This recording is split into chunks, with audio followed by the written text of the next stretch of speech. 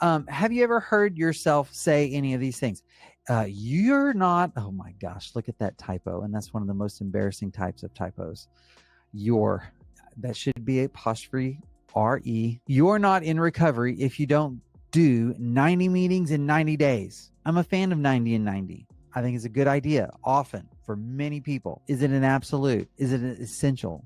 No. I think if a betrayed partner is making that request, I think it's really important, because then it comes about more than just the 90 meetings in 90 days. I apologized, so they should be over it. I said I was sorry, right? I'm not doing it anymore. I came clean. She should be over it. How about this one? Anyone who could do this to me is completely untrustworthy and evil. And here's where, when I hear a betrayed partner say that, I've even had this conversation sitting right here in my office. I'll say, well, you trust him enough to be in the same room with him right now. Did you drive here in a car with him this morning?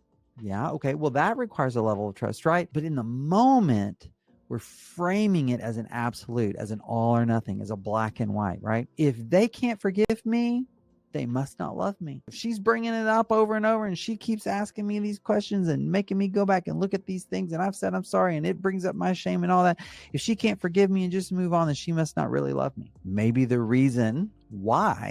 one reason why it keeps getting brought up is because she has loved you so much. If you ever loved and cared about me at all, there is no way you could do this to me. Just facing the reality of what we know about how addiction works and the neurobiology of it and everything. I'm not going to say that that's never, ever, ever true. I don't like to say always and never. Many times, that's not the reality for the one who committed the betrayal. She keeps bringing it up. She is holding this over my head, beating me up with it, shaming me. Okay, maybe that's what's happening, but maybe there's another reason why this keeps coming up. My entire relationship was a lie. Now, again, especially with this one, and if y'all followed my work, I talk a lot about grief and the collapse of that assumptive reality. And I want to 100% validate the feeling behind a statement like that. But the reality of it,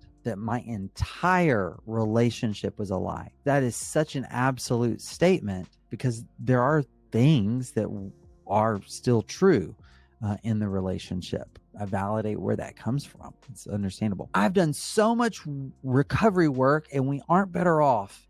I'll never be enough.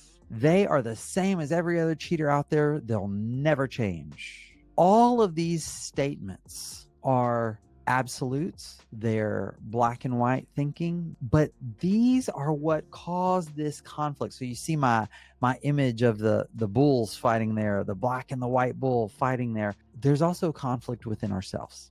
Often that conflict within ourselves creates such distress that what comes out are these sorts of cognitive distortions, these sorts of absolute statements.